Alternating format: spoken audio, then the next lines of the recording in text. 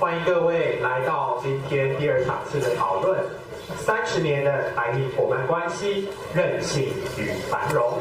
Welcome to the second session, 3 decades of Taiwan-India partnership, resilience and prosperity. 场次一开始，我们先邀请台亚会杨浩执行长及博士后研究员胡莎娜博士上台发布台印关系报告书。In the beginning, we would like to invite the TAEF Executive Director, Dr. Alan Young, and Postdoctoral Research Fellow, Dr. Sana Hashmi, to introduce the report on the Taiwan-India partnership. 掌声欢迎 Let's give them a round of applause.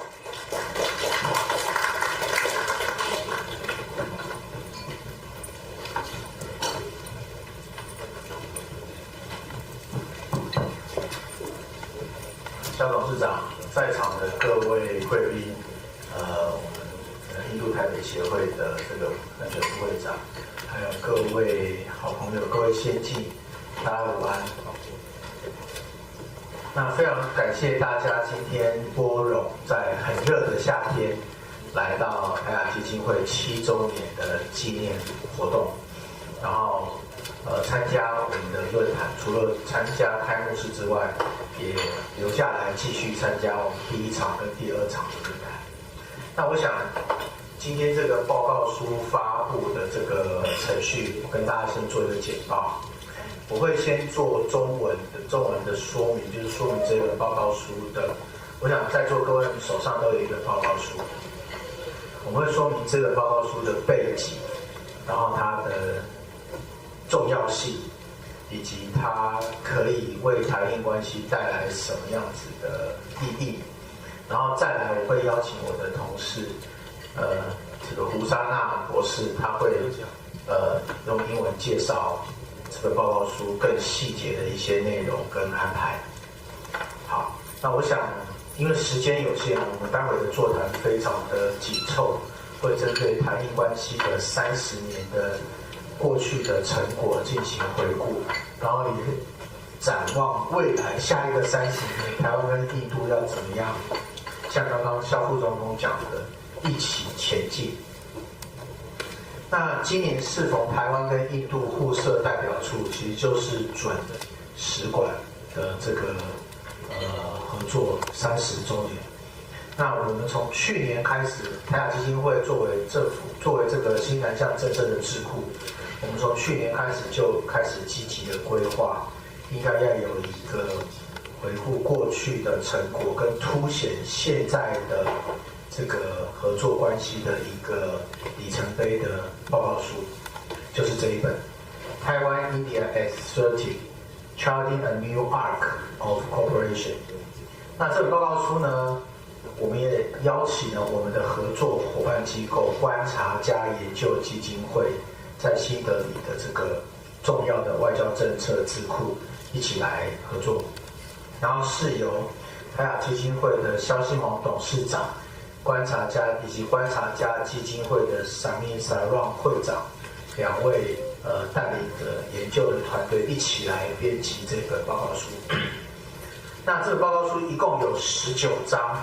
那我想作为一个政策报告跟评估来说，19章的篇幅是很大，但是我们用很精要的文字针对内容进行说明。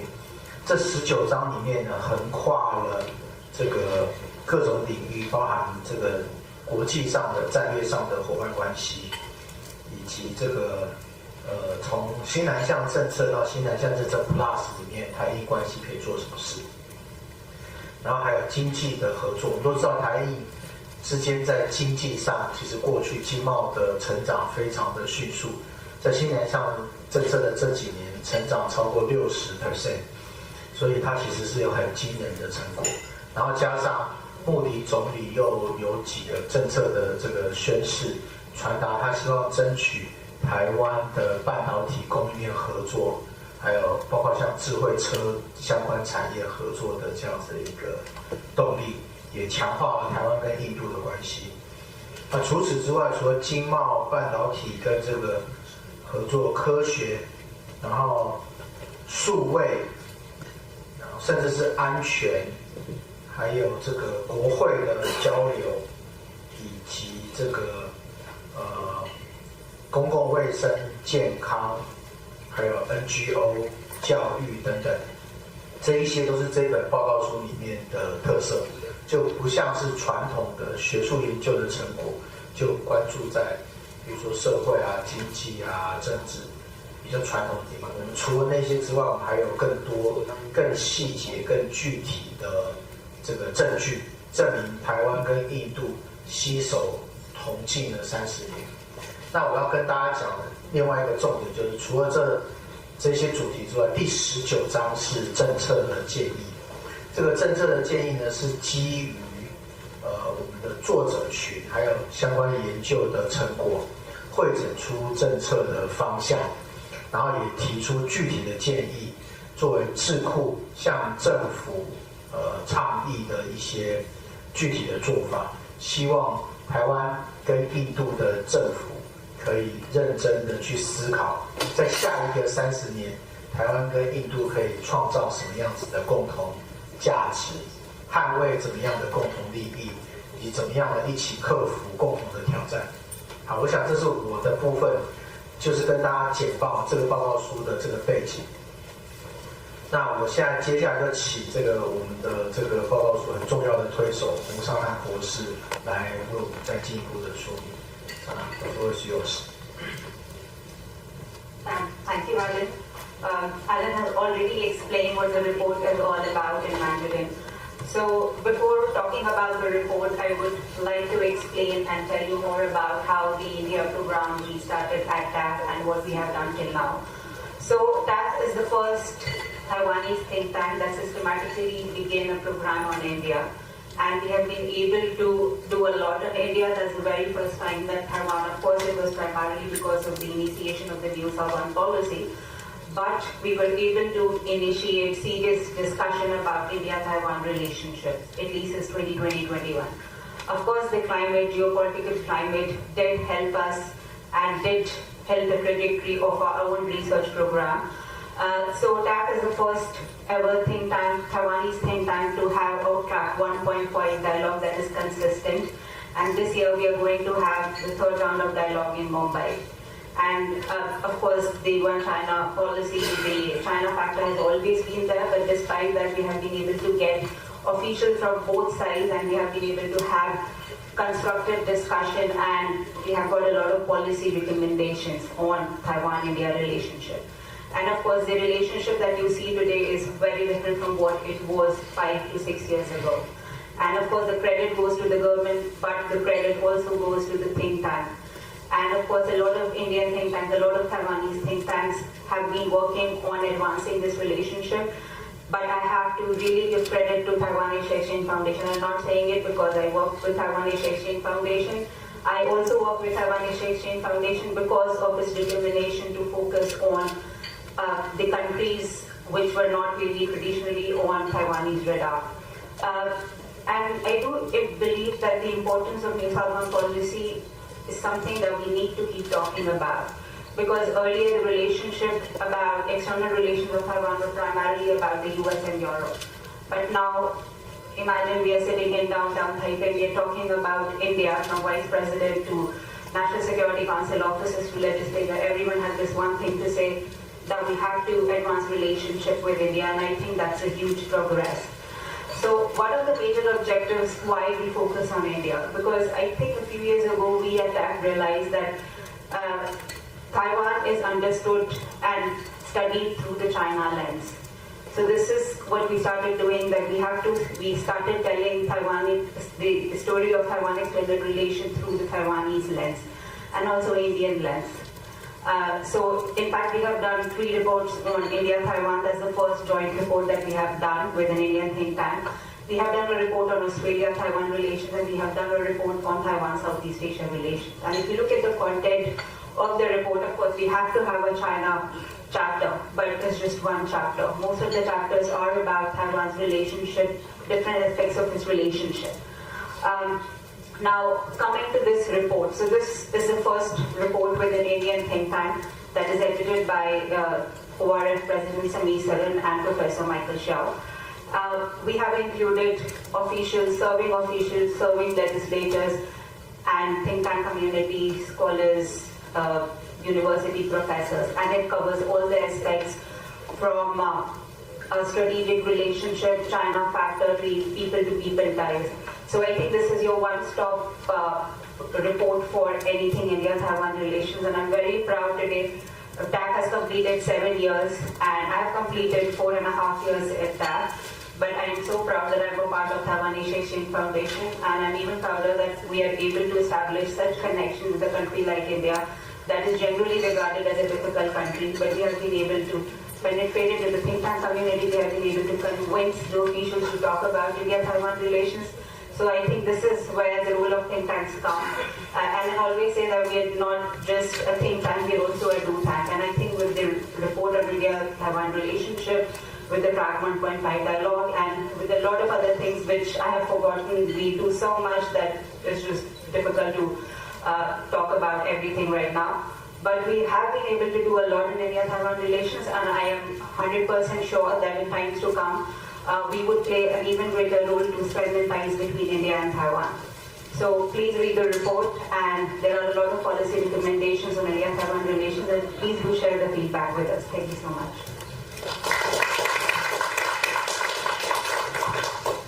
谢谢吴尚娜博士及杨浩执行长。我们台艺报告书的撰稿人今天也来到现场，我们现在是不是也请我们撰稿人起立来接受我们的掌声 ？Now we would like to invite our contributors of the report to stand up and to receive a round of applause from the audience. 好，第一位今天是我们的口译员，在各位的右手边。 来自印度的佩亚。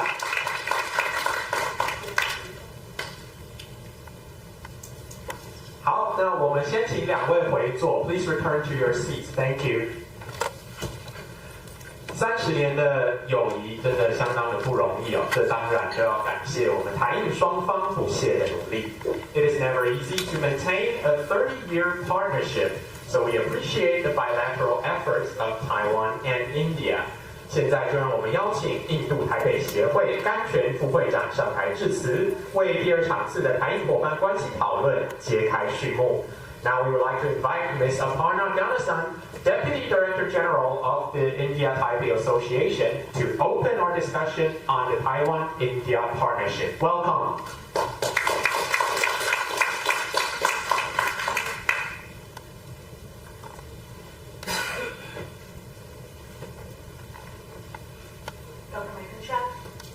Dr. Alan from TAC, distinguished guests, ladies and gentlemen. It's an absolute honor to join you today to celebrate the Taiwan Asia Exchange Foundation's 7th anniversary and to commemorate 3 decades of India-Taiwan partnership. As he rightly said, it's not easy to build this 30 years of relationship. On behalf of India Taipei Association, I extend my heartfelt congratulations to the AEF. This year, as we mark the 30 years of the establishment of India Taipei Association in Taipei and the Taipei Economic and Cultural Center in New Delhi, it is a moment of both celebration and calibration. It is time to reflect on the path that we have walked and to chart the contours of the road ahead. On this, I thank TAC and ORF on the report that was just launched, the Taiwan-India at 30, starting a new arc of cooperation. The report has covered most of the topics that is already existing and the potential way forward. Over the last 3 decades, India and Taiwan have built a relationship anchored in shared democratic values, economic complementarities, and cultural affinities. Our partnership today is not confined to one domain. India's investor-friendly policies and combined with Taiwan's manufacturing prowess have attracted over 260 Taiwanese companies to the Indian market. From mobile phones to microchips, they are contributing to India's growth story and reimagining global supply chains. As Taiwan seeks to diversify supply chains, it finds in India an ideal partner. A vast and rapidly growing market powered by a youthful workforce and technological ambition. Our complementarities have become clearer. Taiwan's strength in high-end hardware meets India's software and service advantage.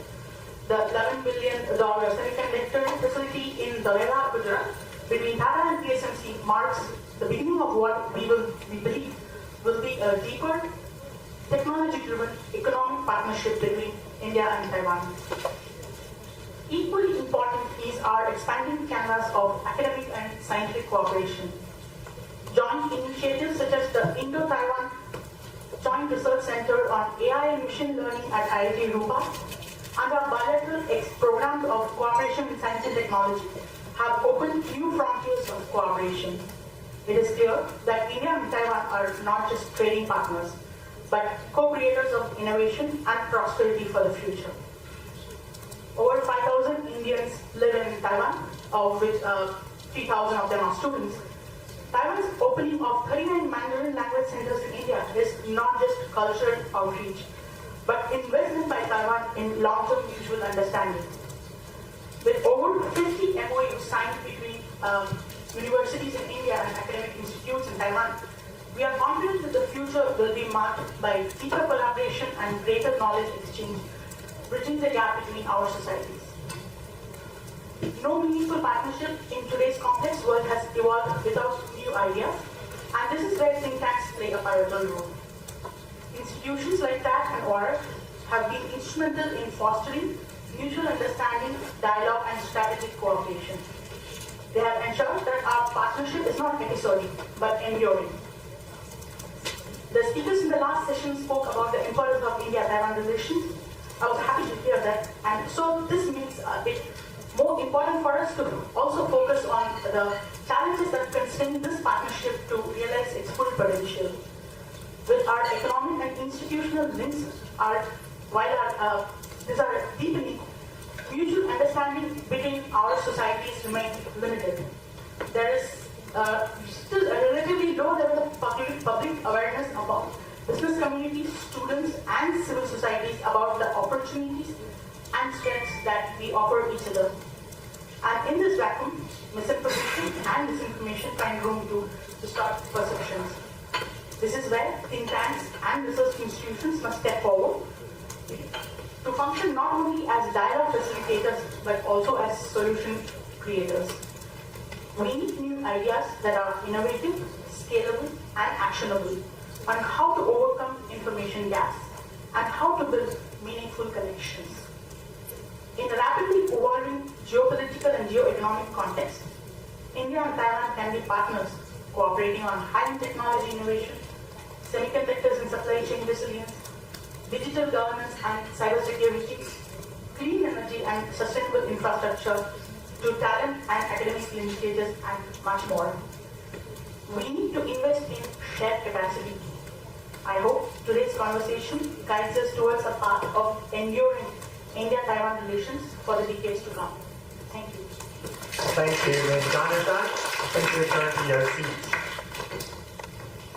接下来呢，印度的观察者研究基金会副会长 Pant 教授将以预录影片的方式来致辞。我们现在邀请各位将目光投向前方的荧幕。The Vice President of the Observer Research Foundation, Professor Pant, is going to deliver his remarks through a pre-recorded video. Please direct your attention to the screen. Hello friends, it gives me great pleasure to see the report on 3 decades of Taiwan-India engagement being released today. It is a testament, of course, to the fantastic cooperation between Taiwan and India as it has been emerging over the last few years, but it is also a token of tribute to the relationship that Observer Research Foundation has forged with the Taiwan Asia Exchange Foundation. We have been working closely for the last several years to ensure that scholars, policymakers, the community of people who are interested in this relationship, academics, think tankers, work together, come together to reflect upon and to chart a way forward for this very important bilateral relationship in the Indo-Pacific. It is a relationship that is growing despite diplomatic challenges and remains firmly anchored in the people-to-people goodwill that animates this and that is being acknowledged increasingly on both sides. Congratulations to Taipei Economic and Cultural Center as well as to the India-Taiwan Association for such a wonderful job over the last 3 decades, and congratulations also to all the authors who invested their efforts in making this report a success. Thank you very much. 再次感谢 Hunt 教授的致辞 ，Thank you, Professor Hunt。在场次2正式开始之前，我们要先来拍一张合照。现在邀请萧新煌董事长、甘泉副会长、第2场次主持人杨浩执行长以及语坛人一起上台合照。Now we would like to invite Chairman Xiao, Ms. Gana-san, the moderator, Dr. Ellen Yang, and the panelists of session 2 to the stage for a group photo.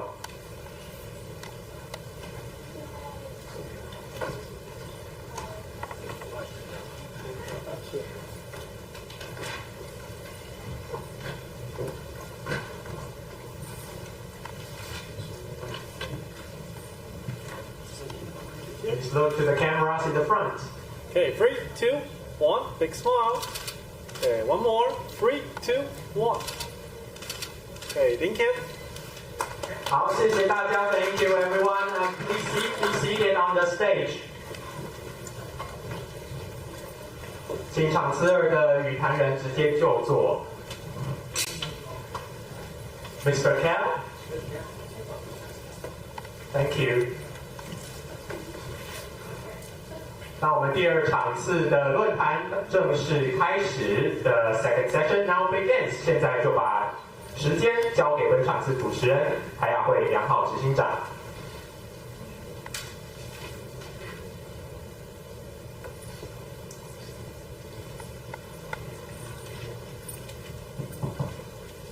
好的，谢谢开律好。Welcome back. My name is Ellen Yang. I'm delighted to moderate this session. I'm particularly fond of the phrase that Dr. Sana Hashmi just mentioned. The Taiwan-India X30, this report, is the one-stop report that you can explore more about the real face of bilateral tie between Taiwan and India.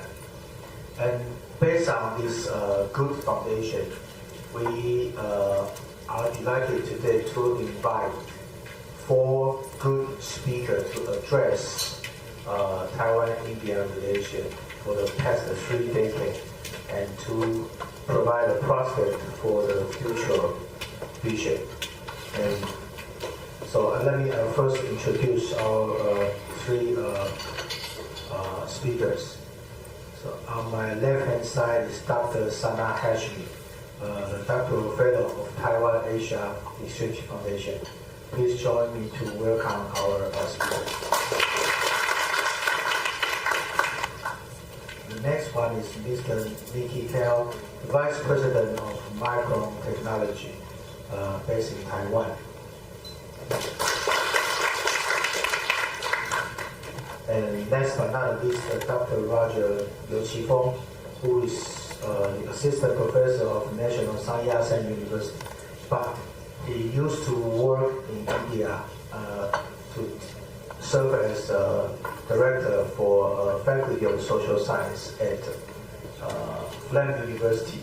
So he is, I think, the only one professor, Taiwanese professor teaching in India, leading university. Welcome, Dr. Liu.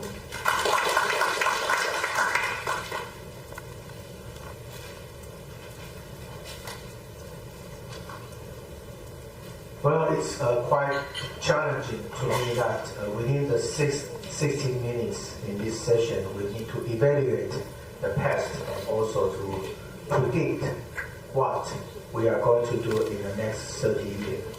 So it's difficult for us to control the time, to manage the time, but I will try my best to narrow down to 2 questions that I'm going to raise to address to each of our speakers, so that you can focus on these questions based on your expertise and also your insight. And then we can have more in-depth discussion. So the first question, I think echoing to the previous session that we discussed, the transformation of Taiwan's Indo-Pacific presence in terms of the priority pillar or issue of this Indo-Pacific policy or strategy. There are 4 specific issues or pillars. Number 1 is security resilience chain. Number 2 is democratic value chain. Number 3 is related to reliable supply chain, not necessarily focused on semiconductor chips. Number 4 is mutual help and friendship chain.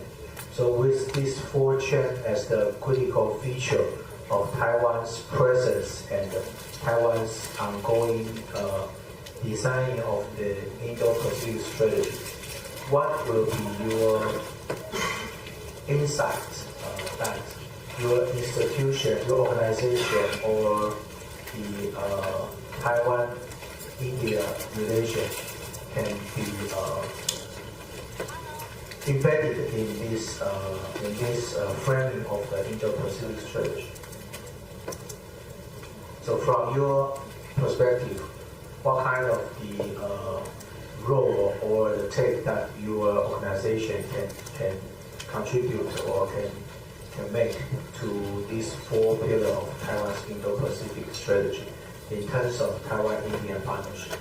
That's the first question that I want to learn from you.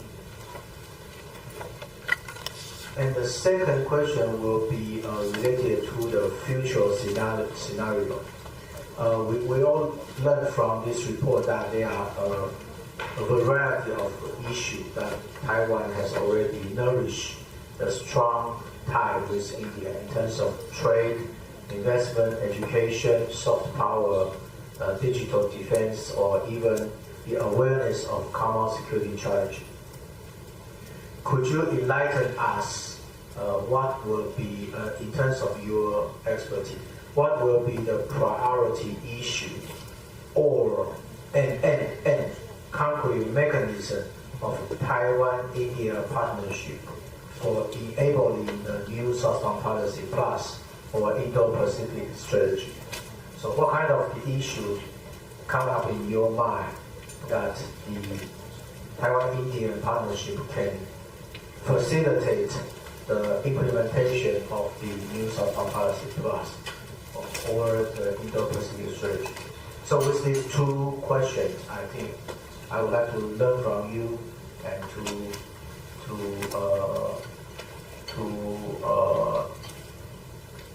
have more discussion around the floor later as well. So may I invite Sana to speak first. Thank you, Alan. I don't think I'll be the best person to answer the first question because I think you're a better person to answer that question than what my organization can do. And then you all are sitting there and you know what my organization is doing on India-Taiwan relations. We have NGO corridors, and I don't want to repeat all those points that have been made before. But I think I'll focus on your second question more. I think first we need to really establish that this 30 years of IT and ECC is not a small development by any measure. And this is the very reason why we need to celebrate it and why we need to reflect on the past and what we are doing in the present and what is going to happen and what are the prospects of this relationship. There is hardly any doubt about India and Taiwan being important to each other, And I always say that this is a defining partnership of the Indo-Pacific region. And we need to work towards that. We really need to see how these two countries could come together. A lot has been achieved in the past 5 to 6 years, but I don't think we just need to be satisfied with it. A lot needs to be achieved in times to come. So why do I call this one of the most important relationships in the Indo-Pacific region? As in, I take that the answer we got in the previous session and from government officials that, of course, both Taiwan and India are reliable partners to each other. There is consistency. And also there is one way that I want to buzz. A lot of people are asking me this question that now the India-US relationship are trying to get deteriorating. There is this disruption in the relationship. So what is going to happen to India's approach to Taiwan? So I really want to clarify this because a lot of people see Taiwan through the US lens. India wasn't engaging Taiwan because of the US and because US asked India to do it. India has its own interest in Taiwan. Perhaps in terms of security, maybe, but not in terms of economics and technology. So I don't think that Taiwan's importance is going to go down anytime soon, not for India. And it was not because the US, the Prime Minister Modi was very open about Taiwan, and our foreign minister was calling Taiwan a friend even in London and every place. So there is a lot of potential in the relationship, of course, in the economic sector, in the technology sector, but also in the security sector. But of course, there are some constraints. But I think I don't have a lot of time, so I would just focus on the policy implementations here, because you all know what has been done in the relationship in the past 30 years. There has been a lot of interaction. There has been a number of agreements that have been signed in the field of economics, in the field of the technology and culture. These are the main mandates of the unofficial relationship. And you might have heard me saying it a lot of time, but I think I have to be saying it until it becomes a reality at least again. There is no feature of this relationship if we do not have a direct connectivity. And since 2020, I just don't find it normal that we have to travel for 13-14 hours to reach New Delhi from Taipei. It's just the idea that it's not profitable. This is something that we have to move beyond this. There needs to be a direct flight at least between New Delhi and Taipei. Then in terms of economic relationship, there's a lot of progress. The trade figures have reached a milestone of $10 billion. Of course, it's a huge figure, but when it comes to India and Taiwan, it is nothing. So we definitely need to do more. There needs to be more investment from Taiwan to India. But economics is the only thing.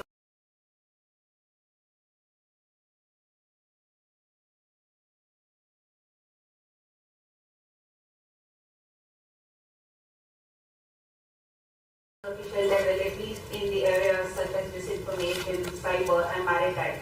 And then my friend from Ocean Affairs Council is sitting, and Ocean Affairs Council has been very proactive with India. We just attended this conference, annual symposium by Ocean Affairs Council. There were at least 4 or 5 speakers from India. So it's just not that MOFA is focusing on India, MO is focusing on India. Ocean Affairs Council and a lot of other ministries and departments in Taiwan are also focusing on India. Then I don't think we have to be too cautious when it comes to China. We have to resume the Parliamentary Friendship Association that began in 2016, that was kind of resumed in 2020, but then we don't know what's happening with that. So we do need more parliamentary visits, we do need more parliamentary interaction. It is not government level, it is the parliamentarians are the representative of the people. And we can't really, and we cannot let China dictate the terms of the engagement, not for India and not for Taiwan.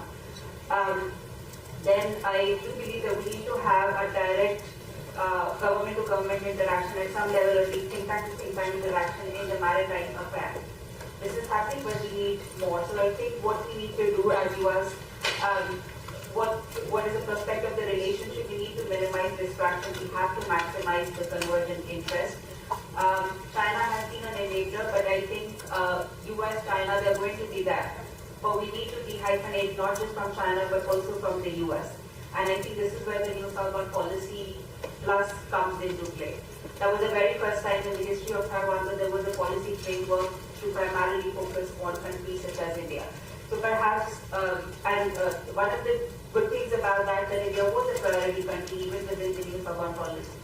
So now with the new summer policy plus, I think what could be further done is, apart from making it a priority country, we should also focus on major areas of cooperation, be it connectivity, be it cyber cooperation, disinformation and maritime. But I think these are some of the most important areas where we need to have more interaction and more engagement between India and Taiwan.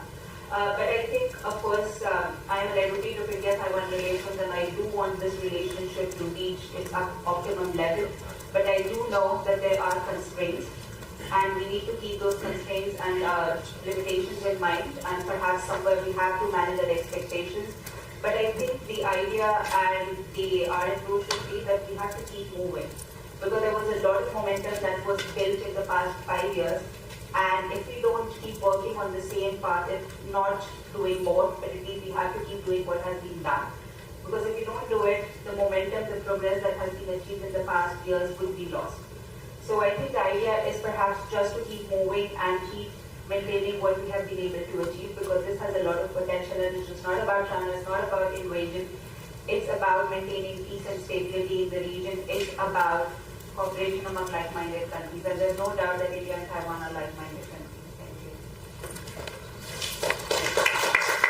Thank you, Sana, for identifying some key issue according to echo the second question. I totally agree that direct flight is in urgent need.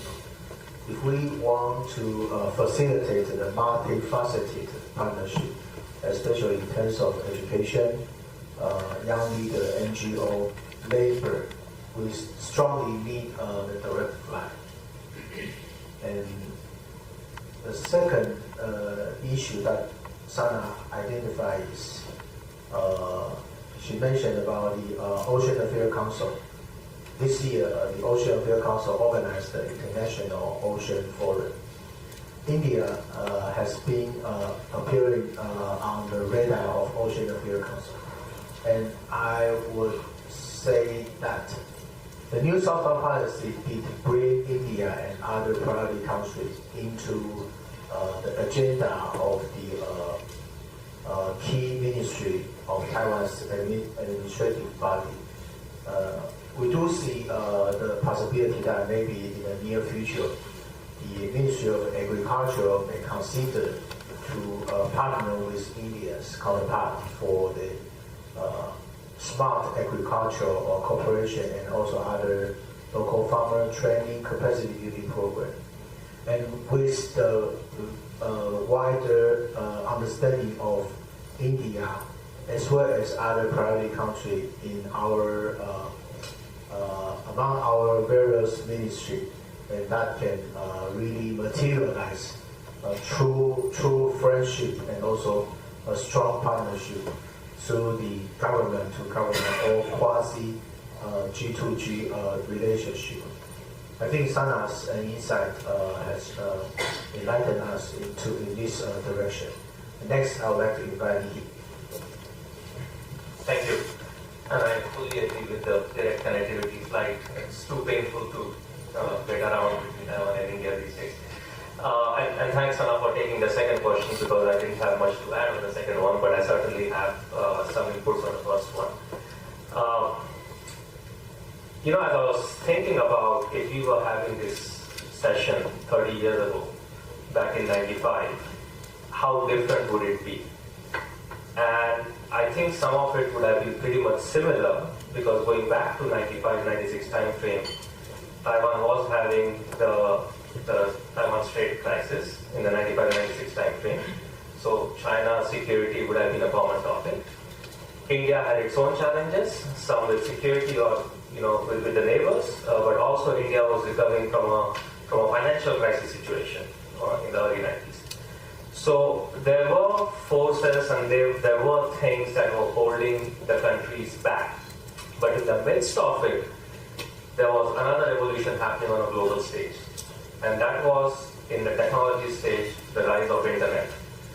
And as internet rose, if we look ahead in the next 30 years, that's what sparked the software and IT service industry. And if you look at the same thing happened with Taiwan, but Taiwan capitalized on its manufacturing strength, strength in semiconductor and became a giant in advanced technology and semiconductor. As we stand today, we have similar two forces which are acting against each other. We have a force of, de-risking, whether it's trade wars, whether it's tariffs, whether it's just actual wars. So that's one force, and a lot of discussion around that, of resiliency. But there is also a force of taking risks and driving innovation. And what was the internet 30 years ago, it's artificial intelligence that's going to take shape for the next 30 years. And I know, the previous panel and everyone, and it's very important to focus on de-risking and resiliency. But if we miss the boat on talking about the next future that AI is going to create, what made both countries successful in the last 30 years is not necessarily what's going to make both countries successful in the next 30. So a lot has been written and talked about how India has software strength and Taiwan has hardware strength, and certainly these are complementary strengths that both countries need to capitalize on. But what we are talking about the future, the supply chain for the future, and one of the things you talked about out of the four was supply chain.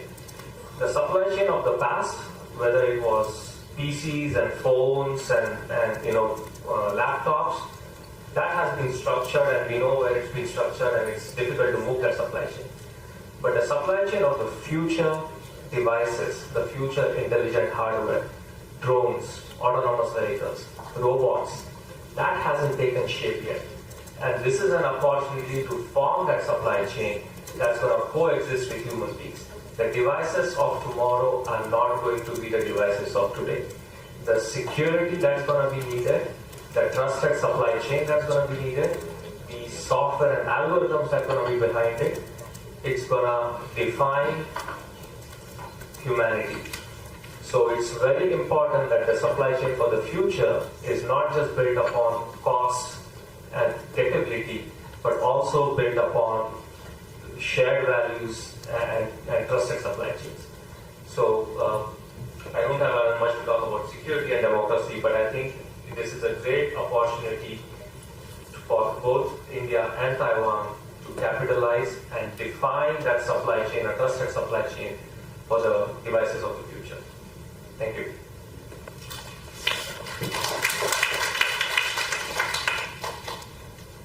Thank you. I do believe that Taiwan and India will join hands to navigate the crisis of global supply chain as well as the uncertainty of the current geopolitics crisis, and also the last session on the China factor. And last but not least, let us invite Dr. Roger Liu to give us your thoughts and recommendation. Roger, the floor is yours. Thank you. Well, to speak in as the last speaker, I think the best part has been covered by the previous panelists. So I will try my best to answer your two questions and within the framework that I just come up with. So we were talking about New South Wales policy years before, but we're still talking about New South Wales policy now. Although now we have a new government, and it seems that we have some kind of different rhetoric regarding the policy platform that we are going to have for different countries and different areas. However, I think they are still, the core is still the same. Now we're talking about the comprehensive diplomacy that is comprised of three parts. The first is the economic and trade diplomacy. The second one is the alliance diplomacy. The third one is the value-based diplomacy.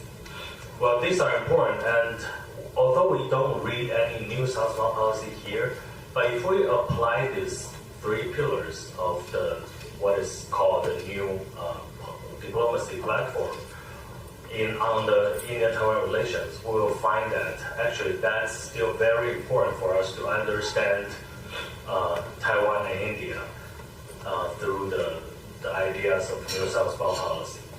The first one is value-based diplomacy. I'm saying that because I spent 8 years in India approaching different people. I participate in different areas of cooperation, fighting along with TAF and other think tanks in Taiwan, TECC in India, and other scholars.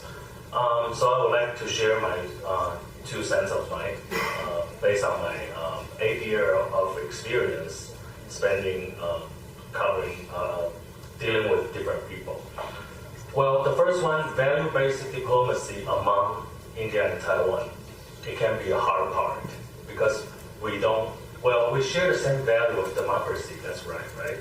However, we share a lot of different values as well. For example, the way that we treat U.S. from the Taiwanese and the Indians are different.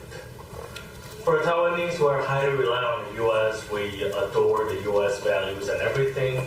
However, in India, influenced by non-aligned movement and strategic alignment, actually India is more independent than ours, right? So how are we going to understand each other? Actually, when the U.S. had imposed tariff wars on different countries, you can see that Taiwan and India adopted totally different ways to deal with that. You can argue that that's because we have different economic structure. However, we have different views on the United States, and that's something that we have to understand each other, right? The second thing is the alliance diplomacy.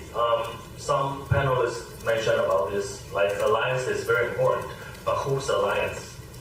For India, Iran, Russia, these are not enemies, all right? Since they are not following the U.S. lens or perspectives to see everything happening around the world, they have different calculations and understandings of national interest.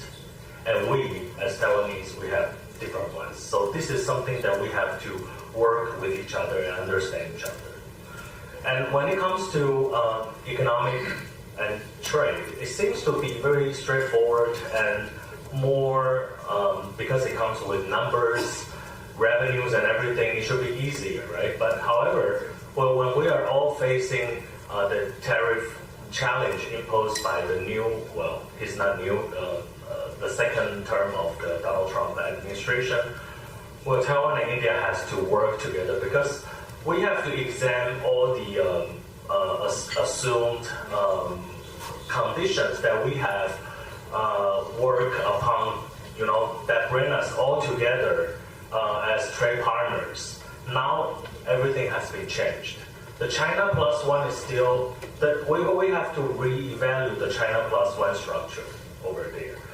Well, the Taiwanese companies go to India because they want to have another assembly basis. They can export their products to markets like the United States mainly, right? But now since the U.S. has imposed tariffs on even higher rate on India than in China, so how are we going to deal with that? That's very important. We have to think about this in a new way, right? We have to think about the semiconductors and science and technology transfers totally in a new way. And that will require us to sit down, Taiwanese and Indian experts together again to find some way out. Well, actually, before I come here, I made a table for the report that we have made. So I would like to share a little bit about that. Well, this report is a brilliant thing because we gather all the experts from different areas in India and Taiwan all together, covering different domains. And all these domains are very important. And after 30 years, we see the relationship between Taiwan and India has grown from 0 to now we have a lot of fruitful achievements that we can boast of. For example, in 1995, we just set up one office of each other in Taipei and New Delhi. Now we have 3 representative offices and in Mumbai, Delhi, and Chennai. And we grow a lot in the bilateral trade between the 2 countries. And we help India to establish the first fab for commercial use in Noida, India. And now we have, after we sign Science and Technology Agreements in 2007, there are now 145 projects being leashed, and we have established different platforms covering different things. And now the two countries start to work on cybersecurity, education and talent. Now we have 39 language Taiwan study center in India on different campuses of the universities of India. And now we are working also on the medical and issues and the human exchange issues as well. And I have to go back to the direct flight as well. I hope that it will be resumed soon. Okay? So 30 years we have achieved a lot, and I think this is great. Well, this has made an importance in history. However, while we are facing the new challenges, and this challenge is actually a black swan from our ally. So how India and Taiwan can work together to deal with that in a practical and a reasonable way, I think this is something that we have to continue. Thank you.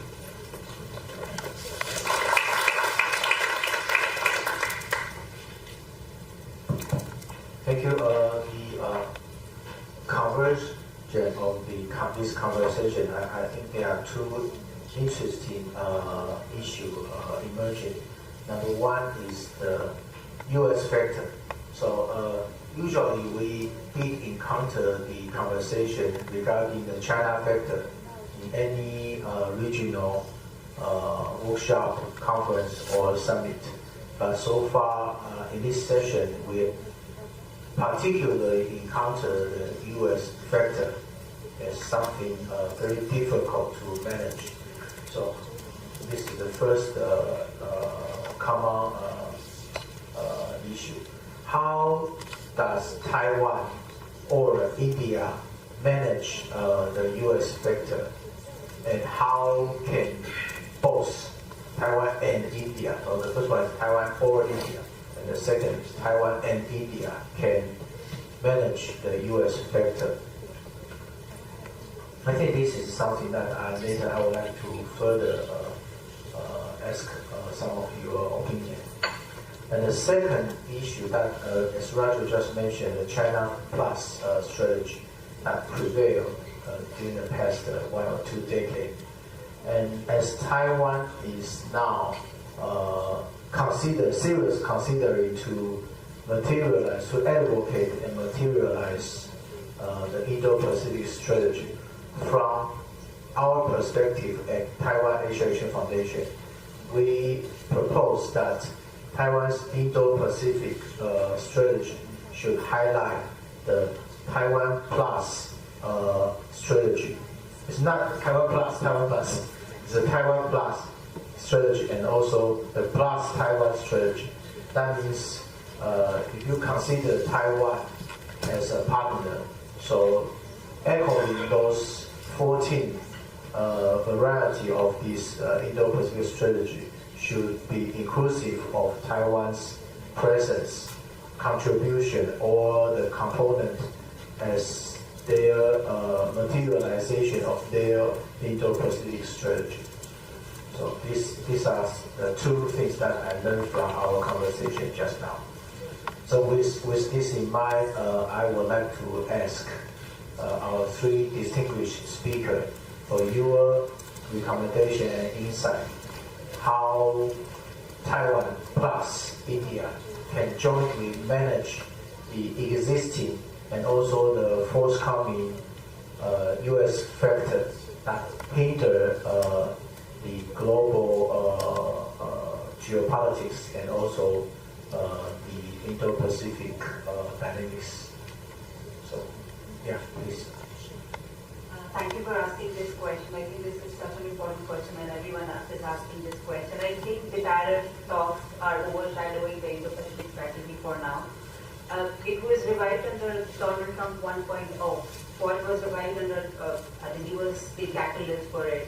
But now under Trump 2.0 administration, we do not really see any strong emphasis on the Indo-Pacific. And I think, especially from Taiwan's perspective, that is a little concerning. I don't think that other countries' relationship with Taiwan are dependent on their relationship with the U.S.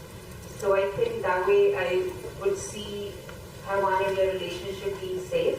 But if we talk about China here, we have to have US in the region. And you have to have US strong presence and strong willingness to just not defend Taiwan, but also to convince other countries in the region that Taiwan is your own concern as well. Because if you talk to countries such as perhaps Australia and India, they feel like we don't have a strong role to play here. This is not our concern as of now. So I think I was very optimistic about these countries becoming a part of the process when it comes to defending Taiwan. But now we don't even see any mention of Indo-Pacific in the US statement by Donald Trump. And also his willingness to engage China is something I feel that Taiwan would be a collateral damage in that. So I don't think that we need to, it has to come from the US. So how do we manage the US factor? As in countries are dealing with their own issues with China. And in fact, Filipino president he's just leaving India today.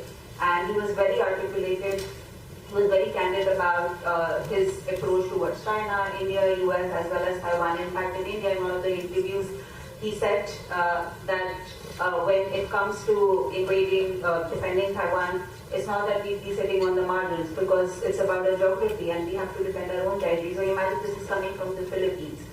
But I don't really see any direct role of India playing in the Taiwan contingency in time to come, and I feel that if US is not going to step up, we might not even see India doing anything beyond economics, technology. So I think US has to step up. And I think US tariff war and US accusing of India is right now misplaced. Even when it comes to Russia and Ukraine, it's not India that could resolve the issue. It's China that could actually do something. China has much more influence than India. So I feel that perhaps Taiwan has to lobby more with the US right now and see how the Indo-Pacific focus could be brought back. And we need countries such as Japan, and in Chaturanga Forum, we were there and there was a Japanese speaker.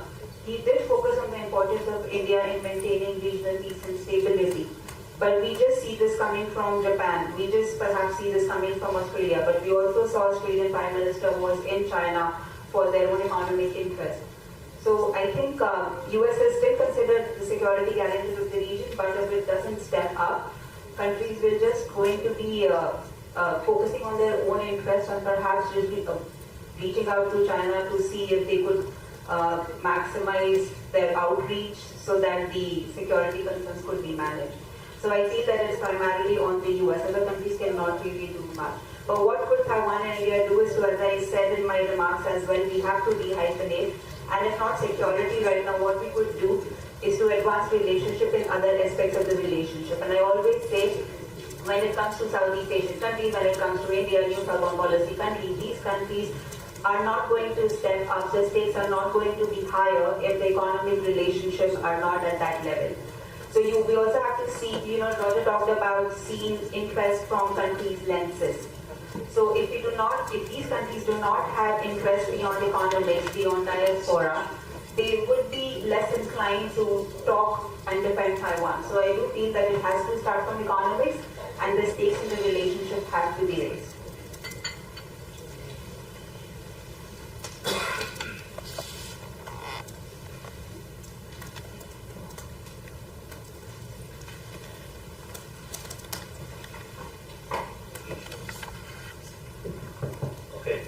So I think there are two aspects. One is of geopolitics, the other is of trade and technology collaboration. And to me personally, those two things can coexist with differences, as Roger pointed out, some differences in values, some differences in beliefs and policies. We are talking about China and Taiwan, much differences in values, much differences in political policies. Yet, if you look at the trade, it's the largest trading partner. We talk about US and China, much differences in political values and policies. Yet, one of the top 5, if not the top 3 trading partners. India and China, similar. So to me, I think, and towards your end, Sana, you pointed out the same thing, there is security, national security, and economic security. And at least on the economic security front, while some differences might exist, it's a huge opportunity for Taiwan and India to collaborate together. India on the verge to becoming the third largest GDP. A lot of consumption stays out of there. And yet, Taiwan's trade with India is not even in the top 10 of trade. So a lot has been done, a lot of collaboration has been done, but I think there is a lot more opportunity for the two countries to come together and establish partnership on the economic front while the other policies find its way.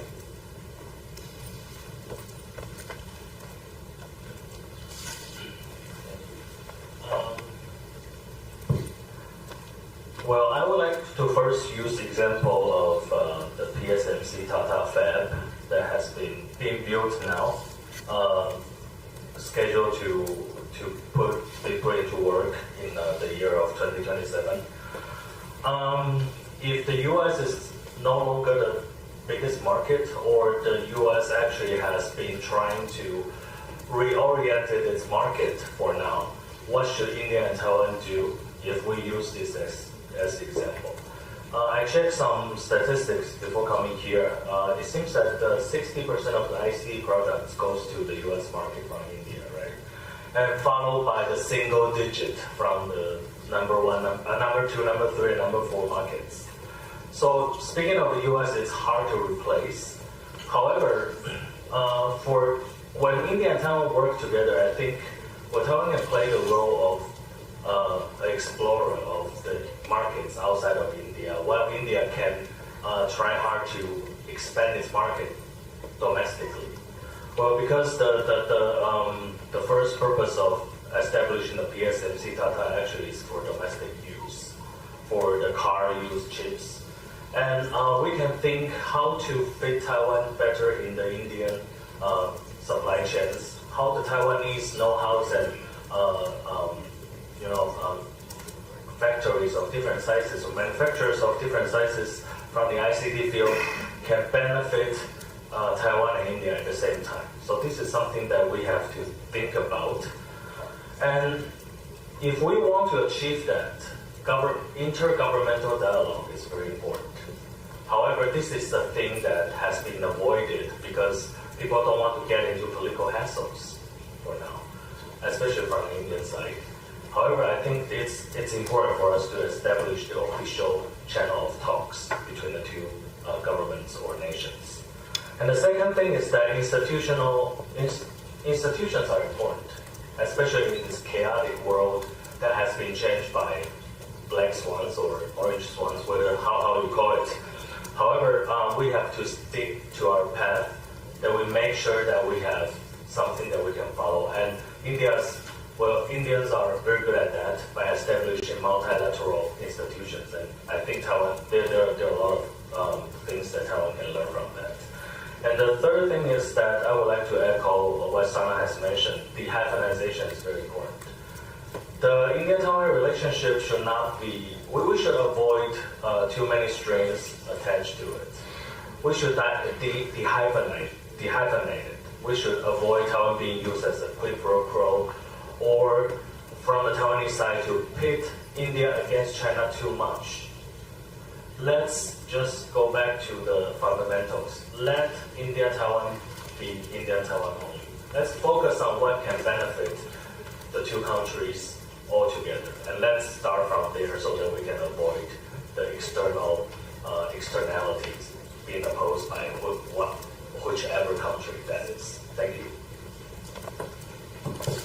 Thank you. May I invite a few questions from the floor? Since we have already been satisfied with the insightful conversation led by our three distinguished speakers, I think time is almost there, but I will be happy to collect a few questions if there is any question want to address to specific speakers. So we have one.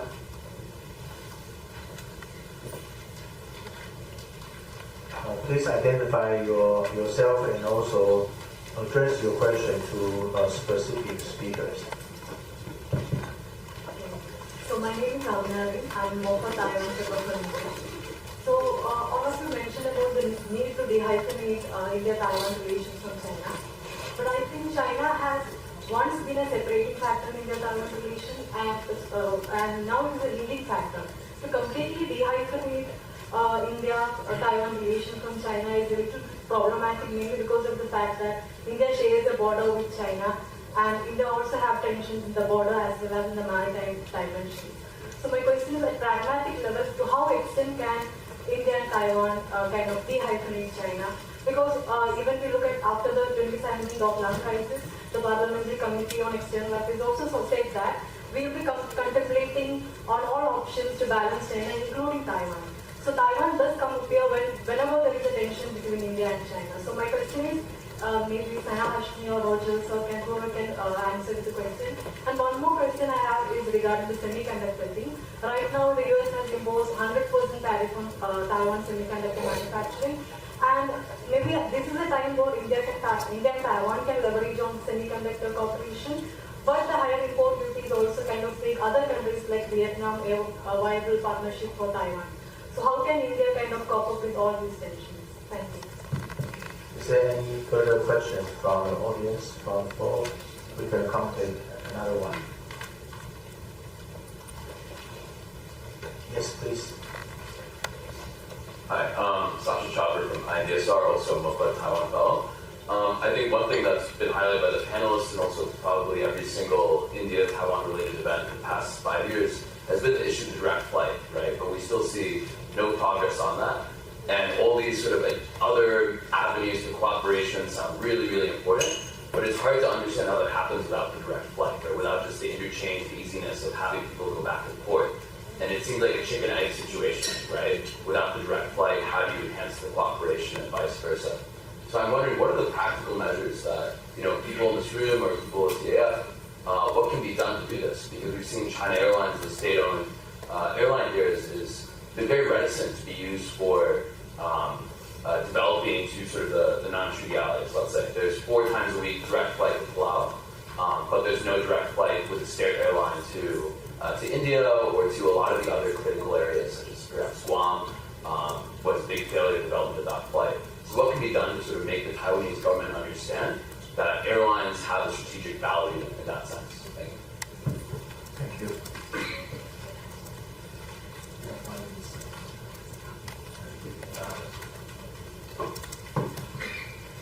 About the question on dehyphenation. So first I would say that Parliamentary Committee is not the government has a total different approach when it comes to Taiwan. And I have been emphasizing that India has not been using Taiwan as a card unlike other countries. As in, of course, the advancement in the relations started after the land clashes, but I think we should see it more of as an opportunity rather than the enabler in the relationship. And also, I think in India there was a lot of awareness about and curiosity about the approach towards Taiwan's approach towards COVID-19 pandemic. And then I was here, I saw it firsthand how the Indian media, how Indian media, like, where is this place that is doing such a remarkable job with the COVID-19 pandemic, and also the fact that Chinese aggression has, both the countries have been subjected to the aggression. So those are main factors, but if you look at the statements from India, if you look at and if you see the trajectory of the relationship, India has never used Taiwan as a card against China. So I think this is where the dehyphenation starts. And Parliamentary Committee, as it, I feel that parliaments don't even come and interact with Taiwan. There is no eagerness from the parliamentarians to come and engage. And India is also very domestic-oriented, inward-looking country. So it's just not about Taiwan, it's about a lot of other countries too. So I think we don't really have to take that too seriously.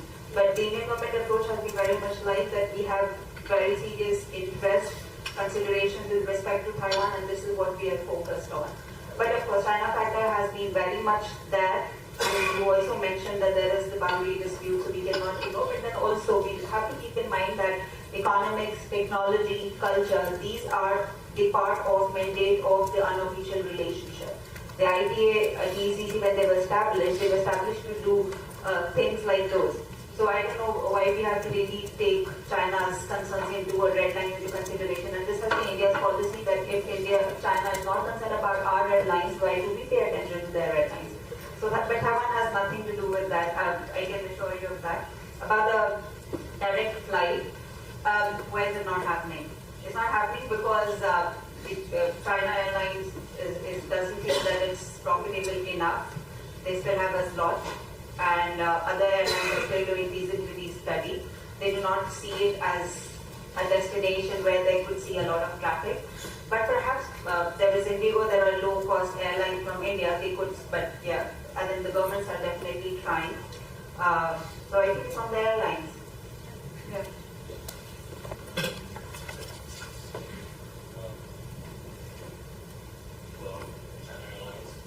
I don't know much about China Airlines. Maybe next time we should invite the representatives to come here to share.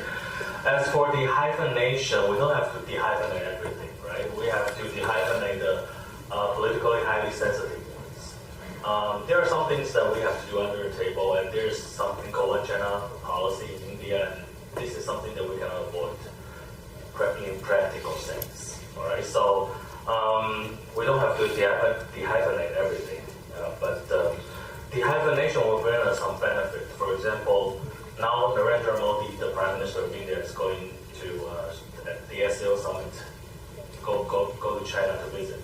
So if we attach everything all together, how are we going to view this? The failure of the Taiwanese policy towards India, we should not see it in this way. Right? The hyphenation will enable us to do different things all together without being bothered by something that we should not be bothered. So I think that actually is a convenient tool for us to push things forward. And as for the semiconductor tariffs, maybe later Nikhil will share some of the insider knowledge. But as I know, well, for TSMC it's not a problem because the service is 100%, but well, there's a condition. If you invest in the United States, it's zero. Right? So for TSMC, it's zero, no problem for them. However, for other manufacturers of fabs or other components in the semiconductor chain in Taiwan, there might be a problem, especially for the SME, for the smaller suppliers in this supply chain. For example, ASE as the largest OSAT providers, are they going to invest in the US as well? Is it profitable? They have to think about that. And another way, well, there are a variety of IC designer firms here in Taiwan. Are they going to shift to the US as well? And they are definitely going to be influenced. So for the whole supply chain, we have to think about that. And if the US has been creating some kind of incentives for the Taiwanese factors or manufacturers to relocate their supply chain from Taiwan to the United States, that actually will be there will be a possible hollowing out effect for the Taiwanese semiconductor manufacturing capacity, and this can be a national security problem for Taiwan in the long term. And this is something that we have to think about. Thank you. Thank you, Raja. So he is correct on the tariff and semiconductor. It is a moving target, right? Maybe by the time we finish this session, something else will change, right? I think it's in the next 2-3 years, it's a de-risking factor. But beyond that, we just need to look at strategically what makes sense and how to align the supply chains to a broader 20-30 year outlook rather than, the current tariff outlook. And that's where, if you look at today, India's consumption of semiconductors is only less than 5%. And that's why having semiconductor within India for Indian consumption probably doesn't make sense. But with the growth of India, fast forward 5 years later, that consumption becomes about 10-12%. So if 12% of the semiconductors are being consumed within India, then the subsequent electronics manufacturing being there makes sense for local consumption as it grows. So that's why I said, the long-term strategic directional things we need to take into account while de-risking some of the short-term factors. Final add-up to the friends from IMDS, the direct flight. Yes, national airline will be the best one to carry out. But when it comes to the business interest, they will argue we need to think about the market orientation. So let market decide what is the market. That's the bottom-up process. So if we keep advocating the need, the strong demand for the direct flight from the civil society, from the business industry sector, I think that will facilitate the realization of the direct flight soon. So let's work together. I would like to thank for our three distinguished speakers' wonderful remark and very insightful suggestion to re-evaluate the partnership of India and Taiwan for the past 30 years. And I do look forward to next 30 years cooperation to navigate the crisis and uncertainty. And with that, I would conclude this session. Please join me to thank all the distinguished speakers' contribution. 再次感谢我们第二场次的与谈人以及主持人杨执行长。Thank you, our panelists. Please return to your seats.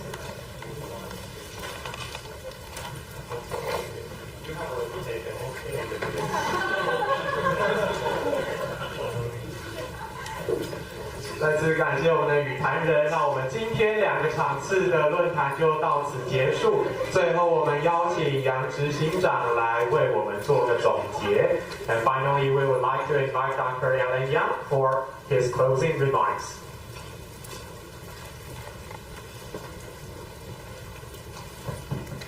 好，非常谢谢大家跟我们一起坚持到最后一刻哈。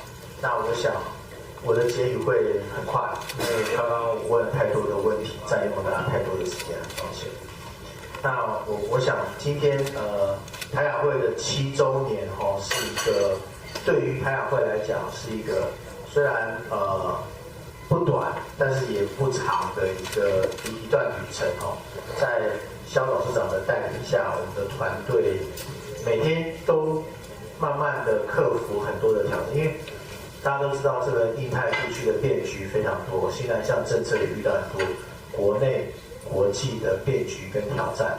那我想台亚会作为一个这个新南向的政策的智库，然后我们是一个很有行动力的这个 think and do take。那过去几年来面临到很多的挑战，然后也慢慢的克服。那我们也累积了很多的伙伴跟很多的这个网络。就像萧董事长提到，就是说台亚会的这个擅长的就是促进网络跟建立联盟。那今年10月的这个印太智库的高峰会，会有很多台亚会过去累积的智库伙伴的这个领袖来访，然后也有一些是新的，愿意跟我们继续，愿意跟我们开创新的一些合作议程的朋友也会前来。那我们也会邀请大家莅临来指导，然后一起来为台湾的印太战略跟发展的方向来寻找一些出路。那最后我想提一个东西，就是今天早上萧董事长的这个欢迎词里面提到3个期许跟2个方向，2个方向就是扩展跟深化。那我先用4个交跟3个不变，还有2个更多来作为是结语。4个交是什么？我们刚刚看到这个印度跟台湾的关系，30年来有很多产业的交易，然后人民跟社会的交流，但是也有更多近年来有更多资讯的交换，然后加强我们彼此的交往，全方面的交往。这4个交是过去30年来的这个成果跟特色。但我也想在未来台印关系就像台湾跟周边新南向伙伴国的关系，绝对不会只有交易，就是不会只是 profit center， 这个 people center 的交流跟交往，全面的交往，绝对还是主轴跟这个基础。我想这个是我的这个第一个，就是432的4。那3个不变，就是我想今天的这个场合，今天的活动，大家也看到了，各位对于台亚会的支持是不变的。那这一点我由衷感谢。然后第二个是，诚如今天早上萧美琴副总统提到的，新南向政策，政府的这个意志是不变。新南向政策 New Southbound Policy Plus 这个 Plus 的不变，甚至有更多的这个扩大，这个是很重要的。然后第三个，就台亚会的组织来讲，是我们在推动新南向政策跟作为重要的智库的初衷不变。好，这三个不变之下，那我们就有更多的责任。就像2018年蔡英文总统给我们2个这个任务，我们这几年就是努力的完成。那在未来下一个7年，台亚会自我期许就是我们有2个更多，从新南向政策 Plus 扩展到台湾的印太战略，我们需要有更多的努力。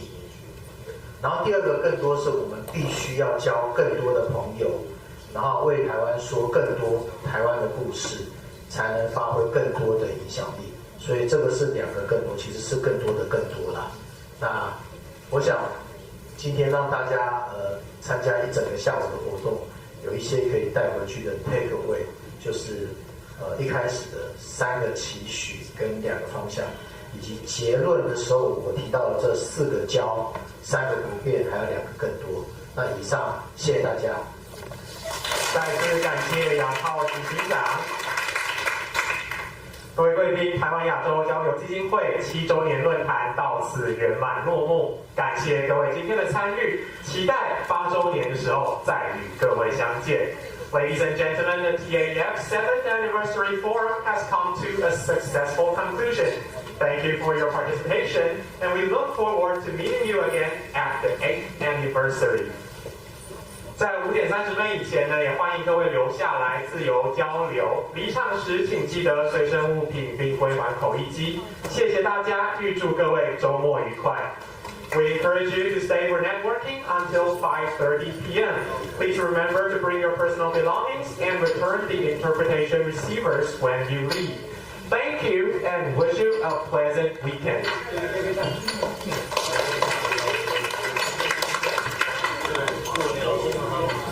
如果有在饭店停车的贵宾，如果需要折抵停车，请到我们的服务台洽询工作人员。谢谢。